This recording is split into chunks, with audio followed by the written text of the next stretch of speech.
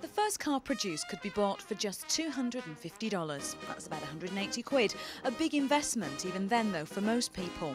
But things have certainly changed today. And to highlight this was the announcement from Mercedes that their SLR will start at the staggering price of around £175,000. These days, becoming a millionaire isn't such an impossible dream. A £1 stake can make you one. And of course, you can even win $1 million on the telly. So what if it really happened to you? What would you spend it on? What car would you choose to drive if you became a member of the most elite club there is? Which one? I reckon you're going to be looking at which cars to buy. Unless you fancy just a couple of McLaren F1s or perhaps the wheel arch of a Formula 1 car. Of course, you're going to need one for every single occasion. But with over £1 million to spend, I guess this is going to be a very impressive shopping list. Top of anybody's list would have to be the Aston Martin DB7. It may well have been shunned by James Bond in favour of the BMW, but you can't fail to class it as a supercar. And as you'd imagine, it carries a supercar price tag. This is the DB7 Vantage, and it'll set you back £92,500. Let's add £40,000 to our grand total and buy this, the Cadillac Seville. It's American, big and very thirsty. It has a thundering great V8 engine that churns out about 305 brake horsepower.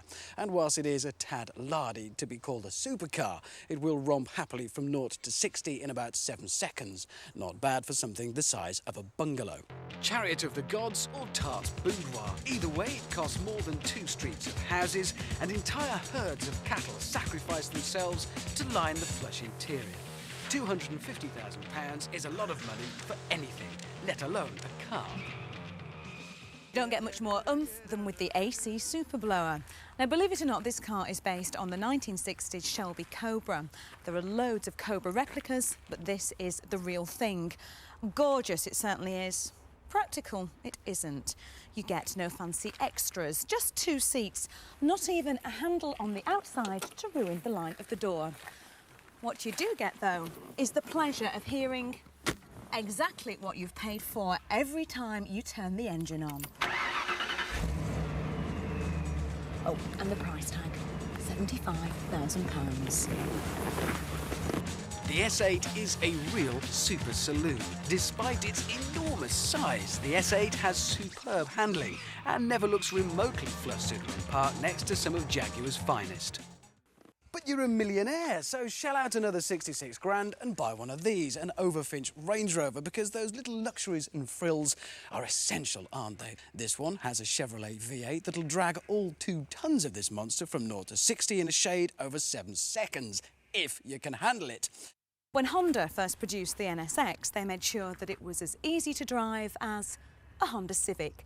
And that's where the similarities stopped. It has a 4.6-litre VTEC engine that can catapult you to 170 miles per hour. There's just one problem. The price tag, it's almost £70,000. And some people that don't know this car's terrific pedigree may prefer to have a Porsche badge on the front of their vehicle. The Porsche 911, a true classic with a lengthy pedigree.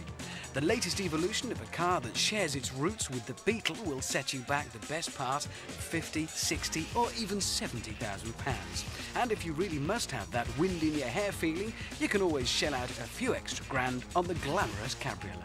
Another 63,000 and you can have one of these, a Maserati 3200 GT.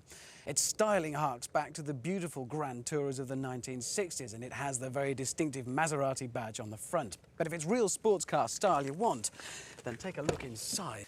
The classic dials, the beautiful leather and even this unusual gear shift all prepare you for how driving this car will make you feel. At top speed of 160 miles an hour. And if you really must dash, then 60 miles an hour comes up in a very respectable 5.7 seconds.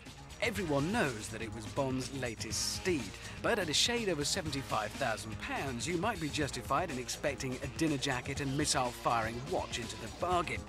And with that mighty V8 bellowing away in front of you, it'll certainly leave the baddies behind every time. Which brings us to the Venturi Atlantique, which at just under 60 grand isn't exactly cheap either. Now, this is France's fastest production car with speeds of up to 170 miles per hour. 0 to 60 takes under 5 seconds. Not bad for a car that's half the price of a Ferrari. At just over 40 grand, it's not cheap, but with its 3.2-litre straight-six engine and blistering handling, you can probably also say goodbye to your licence.